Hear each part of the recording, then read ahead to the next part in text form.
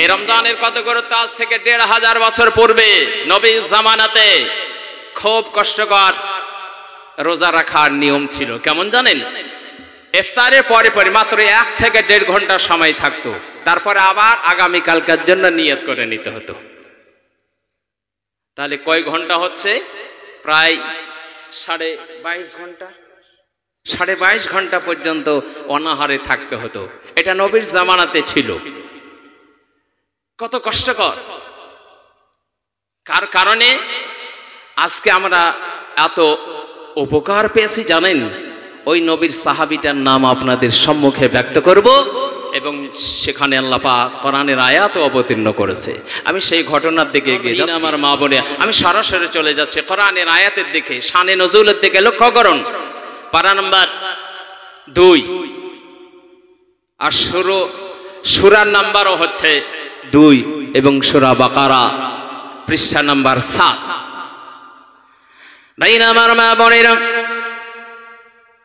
আমার নবী পাক সাল্লাল্লাহু তাআলা আলাইহি ওয়াসাল্লামের একজন সাহাবী, খুব অভাবী সাহাবী ছিলেন, খুব গরিব ফ্যামিলির সাহাবী ছিলেন, যার নাম হচ্ছে হযরতে সারমা বিন কায়েস রাদিয়াল্লাহু তাআলা আনহু। হযরতে সারমা বিন কায়েস রাদিয়াল্লাহু তাআলা আনহু তিনি কি করলেন? রোজা রাখার পরে সকালবেলাতে ফজরের নামাজ আদায় করার পরে নিজের জমিতে কাজের জন্য তিনি বেরিয়ে গিয়েছেন। নিজের জমি বলে কথা, রোজা রেখে আপনার সারা দিন নিজের জমিতে কাজ করলেন। সন্ধ্যার আগে বাড়িতে আসলেন, বিবিকে ডাক দিয়ে বলে, বিবি, কোনো খাবারের তুমি ব্যবস্থা করেছো? বিবির চোখ দিয়ে ঝরঝর করে পানি গড়ে যায়। বিবি কান্নায় ভেঙে পড়েছে।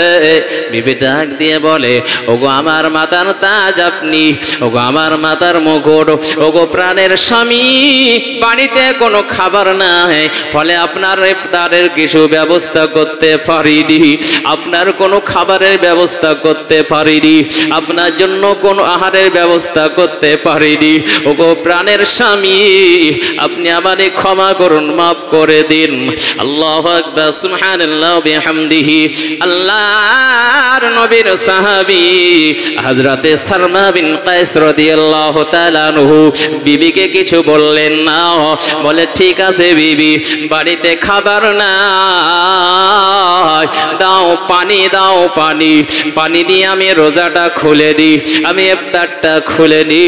আল্লাহর নবীর সাহাবী হযরতে সারমা বিন কায়েস রাদিয়াল্লাহু তাআলা আনহু আপনার পানি দিয়ে রোজা খুললেন। বলুন সুবহানাল্লাহ।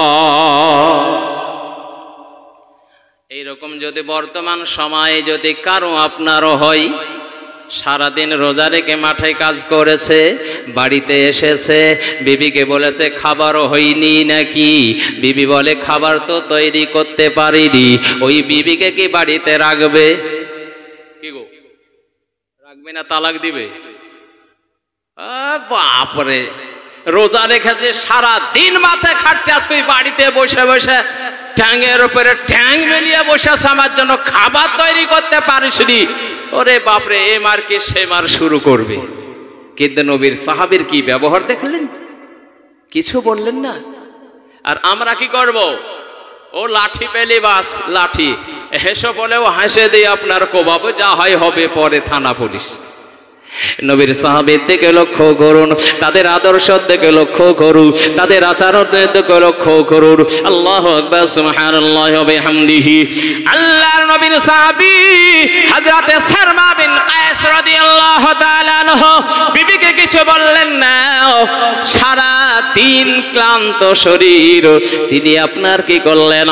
বালিশে মাথা রেখে বিছানাটা আপনার পেড়ে দিয়ে জমিনে তিনি লম্বা হয়ে গিয়েছেন। বিবির চোখ দিয়ে ঝরঝর করে পানি গড়ে যাই। আমার স্বামী সারাদিন আপনার না খেয়ে, আপনার রোজা রেখে কাজ করেছে, শরীর দুর্বল হয়ে গিয়েছে, শরীরের যে আপনার ঘামগুলো সরে গিয়েছে। আমার আমার স্বামীর আল্লাহু আকবার এত ক্লান্ত হয়েছে, আল্লাহ এত প্রশান্ত হয়েছে, এইভাবে করে কাঁদে। কান্না করতে করতে পাশেকার বাড়ির একজন বাড়িতে যায় আর বলে, ও বোন, তোমার বাড়িতে কোনো যদি কিছু জিনিস থাকে আমারে দাও ধার স্বরূপ, আমি তোমার কাছে ধার নিতে এসেছি গো বোন, যদি কিছু থাকে আমায় দাও দাও, খেজুর হোক, খুরমা হোক, ময়দার আটা হোক, যা হোক না কেন একটু দাও না দাও না, গমের আটা যদি থাকে, ময়দা যদি থাকে আমারে দাও দাও, আমি তোমাকে খুব তাড়াতাড়ি পরিশোধ করে দেব।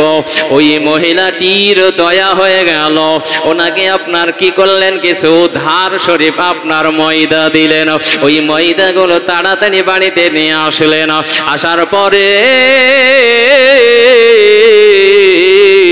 তিনি আপনার পানি ঢেলে দিয়ে তাড়াতাড়ি সেরে আপনার ছোট ছোট কয়েকখানা রুটি আপনার তৈরি করলেন, রুটি তৈরি করলেন, আর খেজুরির ওই আপনার পানিতে একটু রস আপনার তৈরি করলেন। এটা করার পরে স্বামীর পাশে গেলেন, স্বামী দেখেন ঘুমিয়ে গিয়েছে। আহারে, বিবি কত আদর্শমান, বিবি ডাক দিলেন না, স্বামীর পাশে বসলেন, হাতখানা টিপতেছেন, টিপতে টিপতে স্বামী আপনার চেতন হয়ে গিয়েছেন, চট করে বসেছেন। বলে, কি ব্যাপার বিবি, কি হলো তোমার আবার হঠাৎ করে বলো? ও প্রাণের স্বামী, আমার কিছু হয় না, আপনি সারাদিন রোজা রেখে মাঠে কাজ করেছেন প্রাণের স্বামী গো, আপনার মুখে আমি দুটি কোনো খাবার দিতে পারিনি, আমি এইমাত্র আমি তৈরি করে আপনার কাছে আসলাম, একটু খান, একটু করে খেয়ে নিন, খেরির না হলে শরীর দুর্বল হয়ে যাবে। আল্লাহু আকবার, সুবহানাল্লাহ বিহামদিহি। আল্লাহর নবীর সাহাবী হযরতে সালমা বিন কায়েস রাদিয়াল্লাহু তাআলা আনহু তারপরে আপনার কি করলেন, মুখ হাত পা ধোয়ার পরে বলে, চট করে নবীর কথা স্মরণ হয়ে গেল, ও বিবি, আমার খাওয়ারও হবে না আর আমার খাওয়া চলবে না। বলে, কেন গো চলবে না বলো? ওই জন্য গো, আমার নবী বলেছেন পবিত্র জবানে, ও গো আমার সাহাবীরা, তোমরা যদি মাগরিবের পরে একবার তোমাদের যদি ঘুম হয়ে যায়, তাহলে আগামী কালকার জন্য না খেয়ে তোমরা রোজার নিয়াত করে নিবি। নবীর হাদিস কি? নবী বলেছেন, এক পালার যদি তোমার ঘুম হয় আর খেও না, আগামী কালকার জন্য নিয়াত করে নিও না খেয়ে। এখানে একটা মশলা আপনার ক্লিয়ার আপনার পেয়ে গেলেন। অনেক জায়গা থেকে জিজ্ঞাসা করে, হুজুর কি হয়েছে? বলে, হুজুর কলকাতায় কাজ করা শরীর উঠতে পারেনি, রোজা আজকে রাখা হয়নি, কিছু খাইনি বলে। বলে, পাগল কোতিকার, না খেলে কি হবে রে, রোজার নিয়াত করে নিতেই তো রোজা হয়ে যেত, খেলে শরীরটা দুর্বল হবে না। এই জন্য নবী বলেছেন তোমরা খেয়ে রোজা রাখবে, এটা নবীর খাওয়া সুন্নত। কিন্তু যদি তুমি কোনো কারণবশত না খেতে পারো, তাহলে আগামী কালকার জন্য না খেয়ে নিয়াত করে নিবে, তোমার রোজা হয়ে যাবে। ভাইরা আমার, মা বোনেরা, আপনারা রাতের বেলা হয়তো অনেক ফ্যামিলিতে না উঠতে পারে, ঘুমের এত জোর, ফলে আপনারা না খেয়েও রোজা করে নেবেন, অসুবিধা নেই, রোজা হয়ে যাবে। নবীর সাহাবী বললেন, বিবি আর তো আমার খাওয়া হবে না।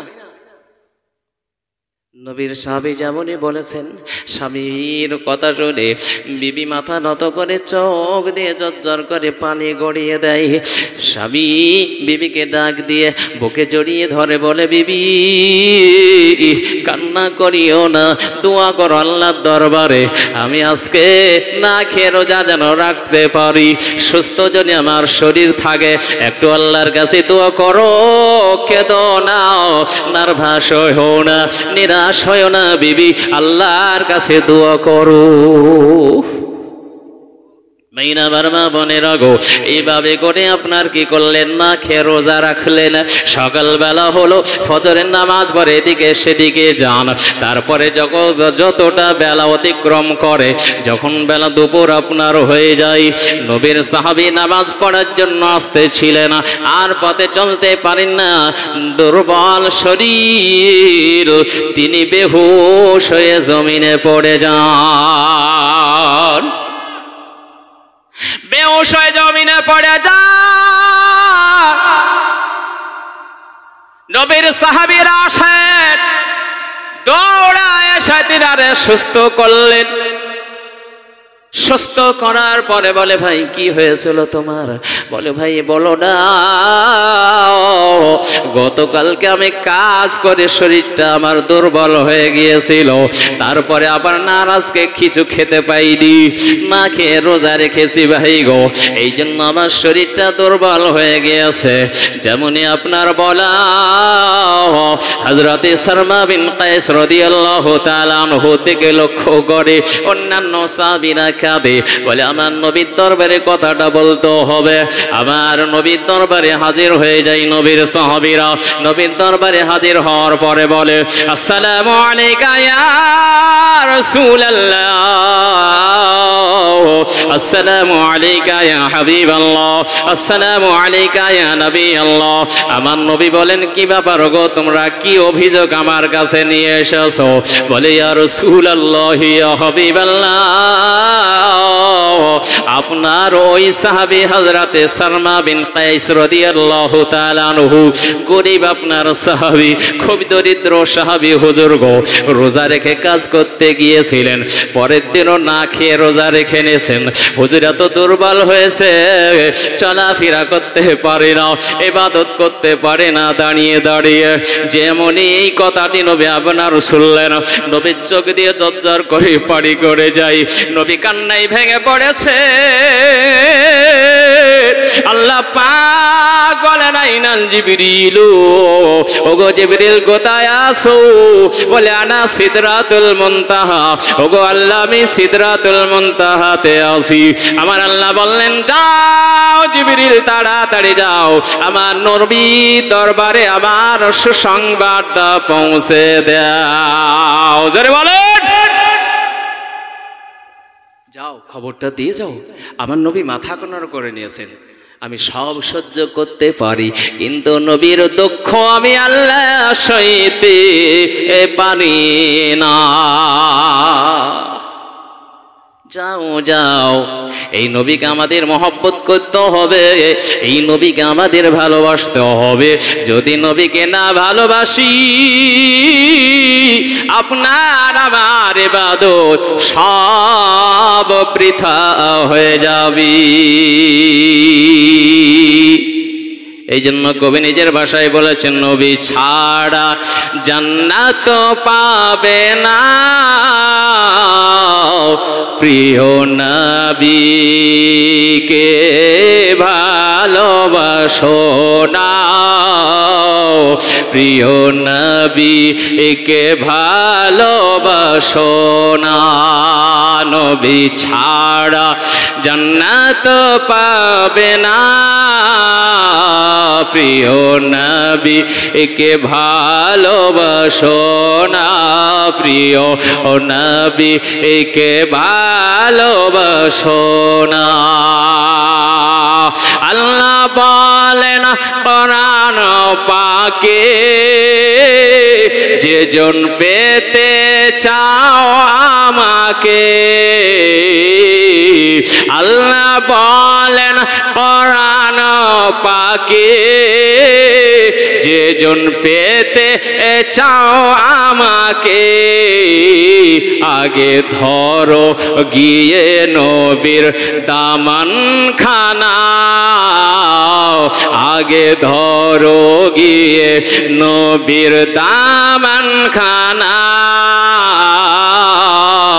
নবী ছাড়া জান্নাত পাবে না, ভাইরা আমারও, ওগো আমার মা বোনেরা, জিবরিল আমিন আলাইহিস সালাতু ওয়াত তাসলিম সমস্ত নূরের পাগাগুলো প্রয়োগ করে নবীর দরবারে হাজির হয়ে গেলেন। নবীকে সালাম জানান, আসসালামু আলাইকা ইয়া রাসূলুল্লাহ, আসসালামু আলাইকা ইয়া হাবিবাল্লাহ। ওগো দয়ার নবী, মায়ার নবী, মাথা নত করবেন না, মাথা উঠানো। আল্লাহ পাক আল্লাহ তাআলা কোরআন শরীফের আয়াত অবতীর্ণ করে দিয়েছে যে আপনার সাহাবীর জন্য এত কষ্ট আর কষ্ট কারো করতে হবে না। ওগো নবী, আজকে থেকে আল্লাহ পাক আল্লাহ তাআলা অফার করে দিয়েছেন।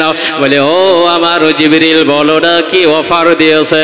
বলে আল্লাহ পাক আল্লাহ তাআলা বলে দিয়েছেন 1 থেকে 1.5 ঘন্টা যে সময় ছিল মাগরিবের পরে, সেটাকে আল্লাহ পাক 8 ঘন্টা বাড়িয়ে দিয়েছেন। জোরে বলেন।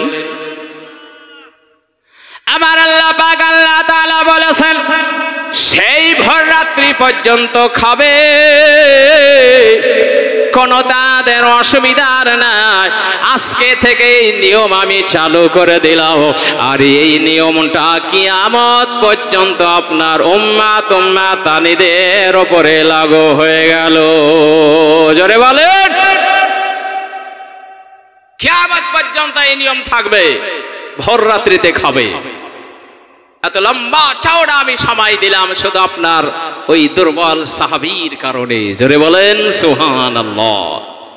আল্লাহ পাক আল্লাহ তাআলা বললেন, কুলু ওয়াশরাবু, তোমরা খাও পানাহার করো, ভর রাত্রি পর্যন্ত তোমাদের আর কোনো অসুবিধা হবে না। তোমরা সংগ্রাম করবে, তোমাদের তাতেও কোনো অসুবিধা হবে না।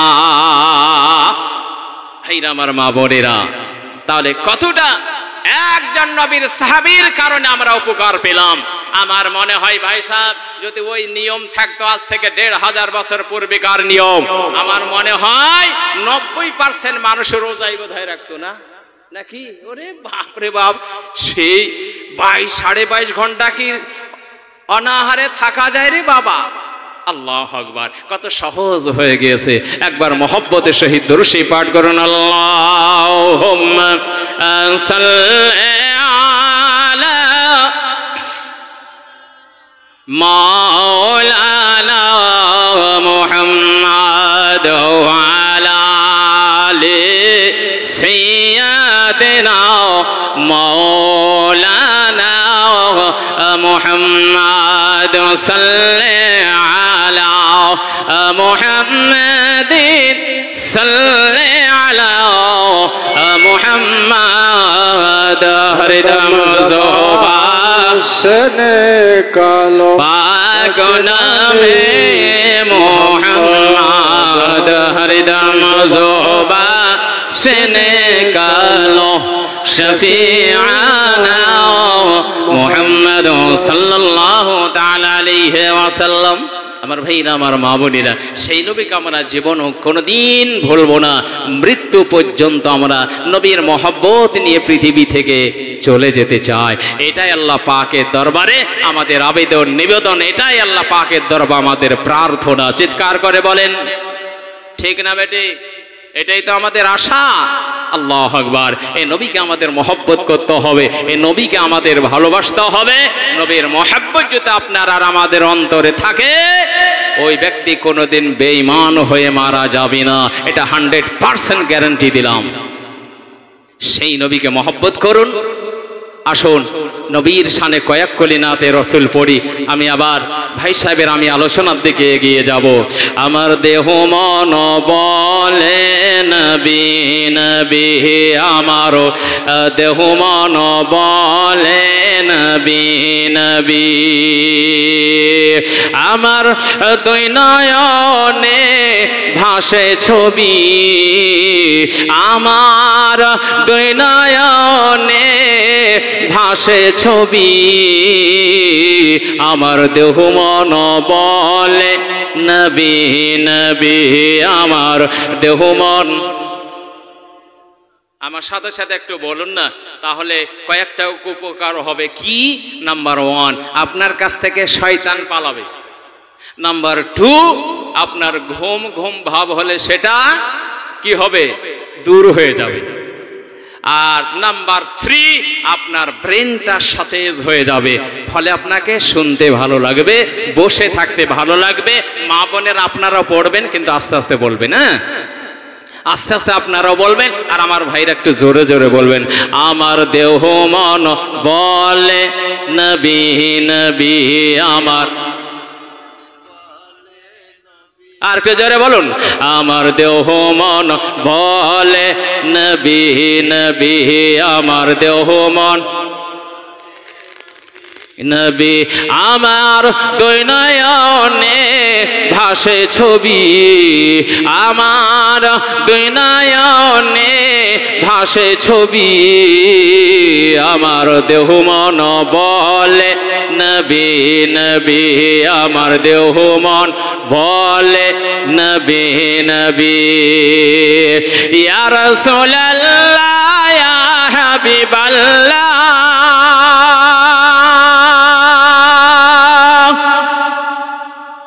ইয়া রাসূলুল্লাহ ইয়া হাবিবাল্লাহ,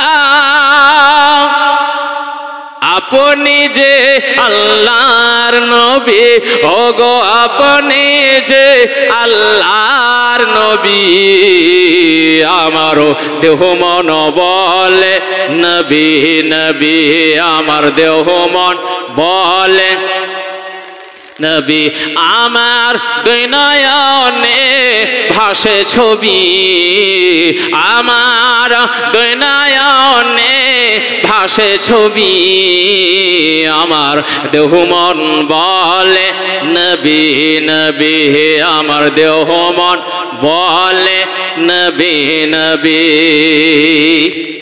কাল কিয়ামতের কঠিন দিবসের দিনে কেউ কারো হবে না, কিন্তু নবী সকলের জন্য সুপারিশ করবেন, নবী আমাদের শাফাত করবেন। সেই দিন নবী আমাদের জন্য জামিনদার হয়ে যাবেন আল্লাহ পাকের দরবারে। এই জন্য কবি নিজের ভাষায় বলতেছেন কি, ইয়া রাহমাতাল লিল আলামিন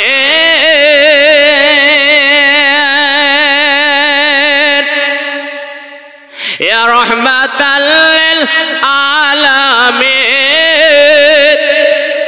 আপনি যে উম্মতের জামিন, ওগো আপনি যে উম্মতের জামিন, হায় হায় শোনালেন আল্লাহর বাণী, ওগো হায় হায় দেখালেন এক নূরের জ্যোতি, আমারও দেহ মন বলে নবী নবী আমারও দেহ মন বলে নবী নবী, আমার দুই নয়নে ভাসে ছবি, আমার দুই নয়নে ভাসে ছবি, আমার দেহ মন বলে নবী নবী আমার দেহ মন বলে নবী নবী।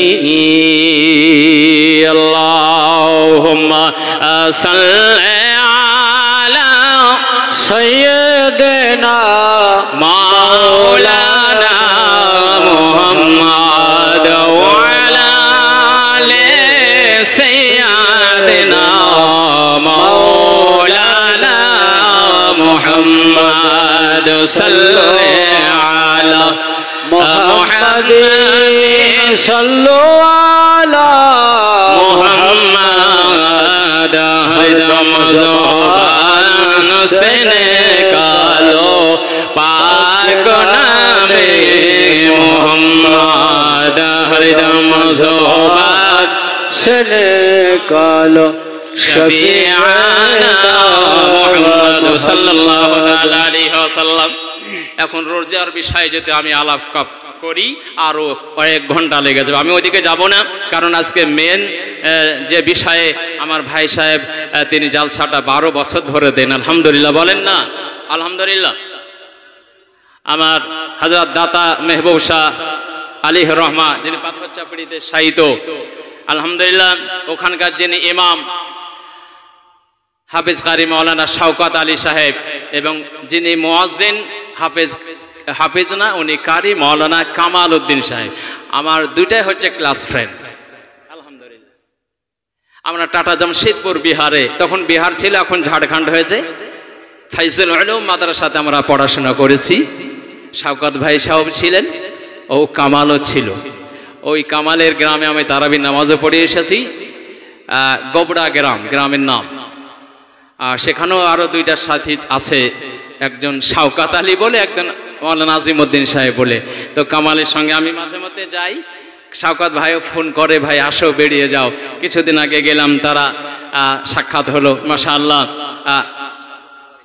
এখানে এসে আলহামদুলিল্লাহ, আপনি বলবেন, আমার নাম করবেন, দেখবেন। যাই হোক, সেই দরবারের তিনি একজন সত্যিকারী খুব খাদেম, তিনি প্রিয়, অর্থাৎ প্রত্যেকটা অলিগানের তিনি দিওয়ানা। জোরে বলুন সুবহানাল্লাহ। এই ওলিদের কত ক্ষমতা, কতটা পাওয়ার, এ বিষয়ে আপনাদের আমি আলোকপাত করতে চাই। আপনাদের সম্মুখে যে আয়াত আমি প্রয়োগ করেছি, আলা ইন্না আউলিয়াল্লাহ, অর্থাৎ আলা, তোমরা সতর্ক অবলম্বন করো, সাবধান হয়ে যাও। কেন, কি কারণে? তো আল্লাহ পাক সেটা উত্তর দিচ্ছে, ইন্না আউলিয়া আল্লাহর কারণে। জোরে বলো, নিশ্চয় যারা আল্লাহর ওলি হন তাদের থেকে তোমরা সতর্ক অবলম্বন করো। আমরা লক্ষ্য করি, যেখানে 33,000 ভোল্টের কারেন্টের তার আছে, তার মিডিল পয়েন্টে দেখবেন এখানে ডেঞ্জার, খাতরা এবং বাংলায় বিপদ লেখা আছে, মানে এর অতিক্রম করলেই তোমার প্রাণ চলে যাবে। এখানেও আল্লাহ পাক এটাই বুঝাতেছেন, খবরদার, সতর্ক হয়ে যাও, সাবধান হয়ে যাও আমার যারা প্রিয় হয়ে গেছে তাদের থেকে।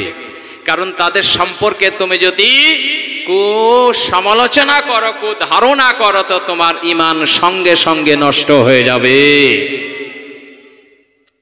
লা খাউফুন, তাদের কোনো ভয় নাই, ওয়ালা হুম ইয়াহজানুন, তাদের কোনো চিন্তাও নাই। জোরে বলেন, ইহ জগতে এবং পরজগতে। কারণ সব রকমের কষ্ট, দুঃখ পৃথিবীতে সহ্য করে আল্লাহ রসুলকে তারা সন্তুষ্ট করে নিয়েছেন। ফলে আমার আল্লাহ পাক তাদের জন্য ঘোষণা দিয়েছেন, মান কানা লিল্লাহি কানাল্লাহু লাহু, যে ব্যক্তি আমার হয়ে যায় সেই ব্যক্তির আমি আল্লাহ পাক তখন তার হয়ে যায়, যেটা বলবে আমি সেটা শুনবো। জোরে বলেন। ওলিদের এতটা সুপ্রিম পাওয়ার আল্লাহ পাক দিয়েছেন। আমি কিতাবটির নাম আল্লামা আরশাদুল কাদেরী সাহেব লিখেছেন, জেনার মাদ্রাসা আমি পড়াশোনা করেছি। খুব বিখ্যাত একজন তিনি মুনাজির ছিলেন এবং সারা পৃথিবীতে তিনি ঘুরে বেড়াতেন, বেশিরভাগ সৌদি আরবের দিকে তিনি থাকতেন। আল্লামা আরশাদুল কাদের তিনি একটা কিতাব লিখেছেন, বহু কিতাব লিখেছেন, যে কিতাবটির নাম হচ্ছে জের ও জাবার। সেখানে হেডিংটা দিয়েছেন বালখ কি শাহজাদি। এখানে এই ঘটনাটা তিনি রচনা করেছেন। কার নাম? সেই ঘটনাটা করেছেন হযরত ইব্রাহিম বিন আদহাম রাদিয়াল্লাহু তাআলা আনহু। জোরে বলেন। ইনি বালখ দেশের তিনি রাজা ছিলেন, তিনি সম্রাট ছিলেন। কত বড় সম্রাট! হযরত আদহাম রাদিয়াল্লাহু তাআলা আনহু তিনার 40 জন করে ডান সাইডে, বাম সাইডে, আগে পিছনে অস্ত্রধারী সেনা থাকতো। জোরে বলে। তার কাছে যাওয়ার কোনো স্কোপ ছিল না কোনো মানুষের। তিনি গভীর রাত্রিতে উঠে দেখেন ছাদের উপরে কে দৌড়াদৌড়ি করছে। তিনি গেলেন, আর কে গো, কি হয়েছে তোমার, এখানে কেন? বলে, আমার একটা উট হারিয়ে গেছে, তাই আমি ছাদে খোঁজ করছি। জোরে বলেন। আচ্ছা, এখন কি বলবেন? আমার বাড়ির দোতলায় যদি আমি গরু হারিয়ে যাওয়ার খোঁজ করি, তো মানুষে কি বলবে যে মাওলানা মানসুর সাহেবের ব্রেন শর্ট, আর ব্রেনের ডিফেক্ট হয়ে গেছে, একে ডাক্তার দেখাতে হবে, পাগলা হসপিটালে নিয়ে যেতে হবে। গরু হারালে তো কাউরের বাড়ি যাবে না, কাউরে জমিতে ফসল খাবে, তো ছাদের উপরে উঠবে কি করে রে বাবা, আসবে কি করে? তো হযরত ইব্রাহিম রাদিয়াল্লাহু, হযরত আদহাম রাদিয়াল্লাহু তাআলা তিনি বললেন, ও বাবা, তোমার উট হারিয়েছে তো বাড়ি খোঁজ করো, নিচে জমিনে কাউরের ফসলে দেখো। বলে, কেন, ছাদের উপরে খোঁজ করলে পাওয়া যাবে না? বলে, তাই কোনোদিন পাওয়া যায়?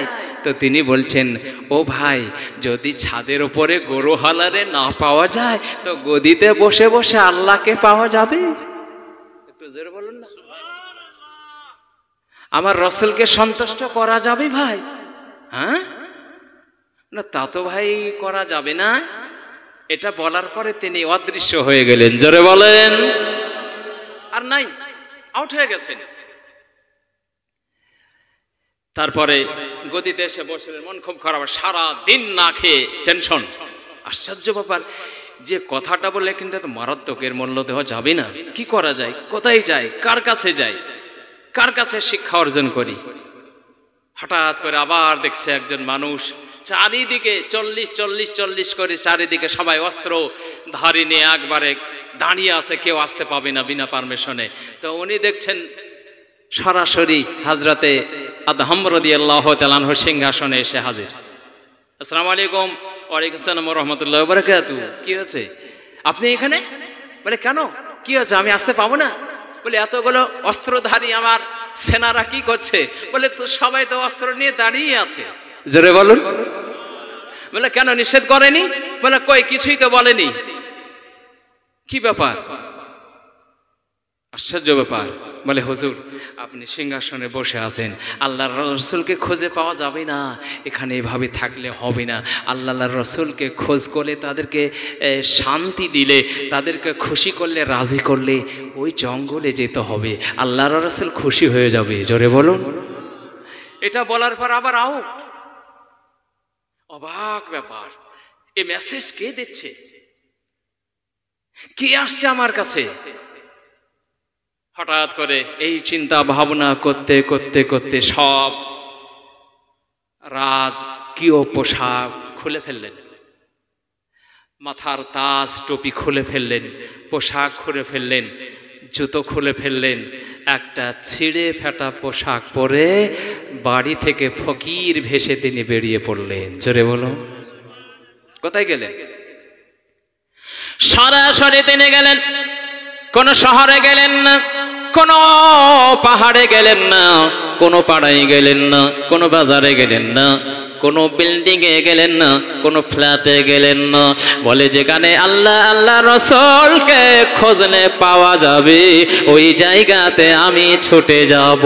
কোথায় গেলে পাওয়া যাবে, কোন জায়গাতে শান্তি পাবো, কোথায় গেলে আল্লাহকে নিরিবিলিতে ডাকা যাবে, মনকে বোঝাই মনরে।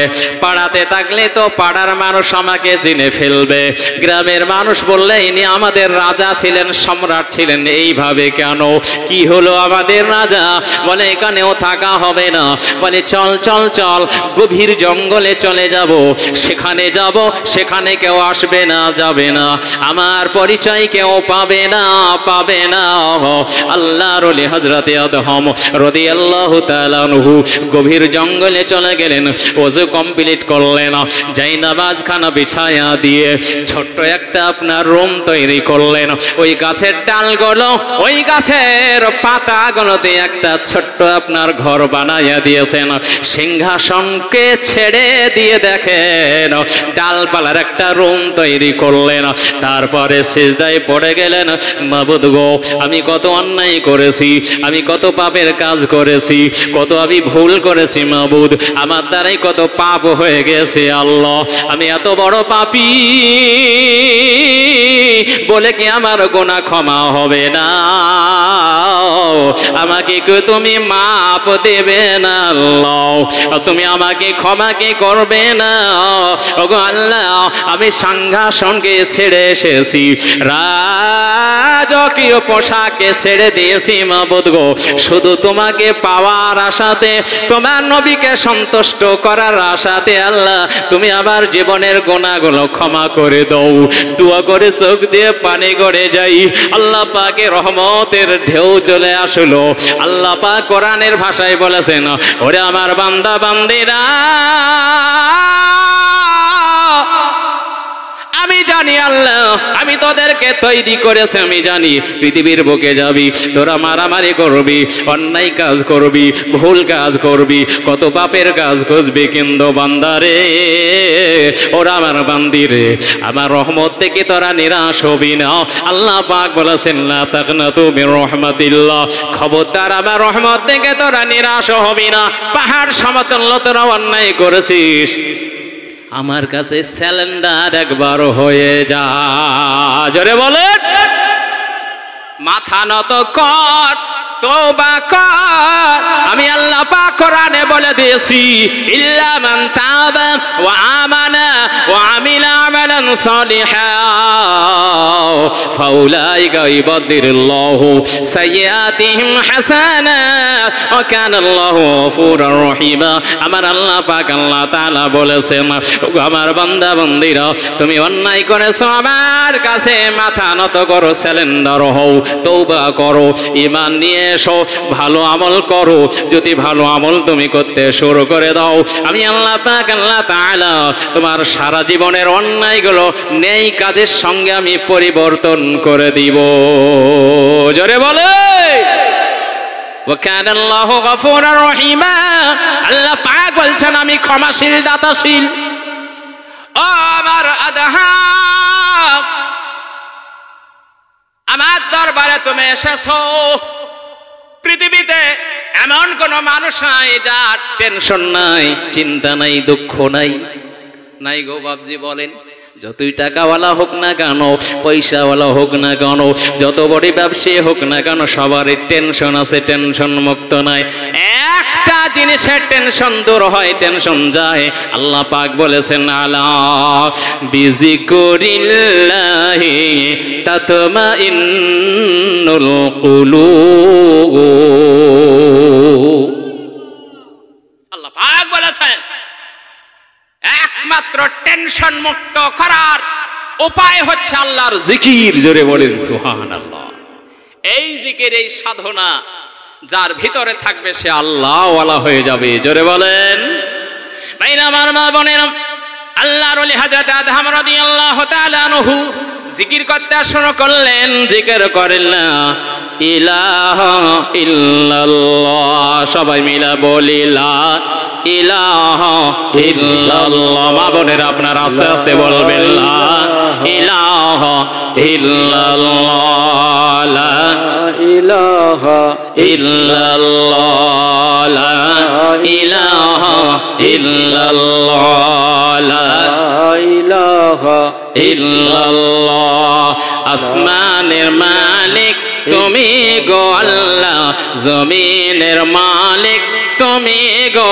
আল্লাহ লা ইলাহা ইল্লাল্লাহ লা ইলাহা ইল্লাল্লাহ লা ইলাহা ইল্লাল্লাহ মওতের মালিক তুমি গো আল্লাহ হায়াতের মালিক তুমি গো আল্লাহ লা ইলাহা ইল্লাল্লাহ লা ইলাহা ইল্লাল্লাহ লা ইলাহা ইল্লাল্লাহ ইজ্জতের মালিক তুমি গো আল্লাহ বেইজ্জতের মালিক তুমি গো আল্লাহ লা ইলাহা ইল্লাল্লাহ লা ইলাহা ইল্লাল্লাহ আল্লাহ আল্লাহ আল্লাহ আল্লাহ আল্লাহ আল্লাহ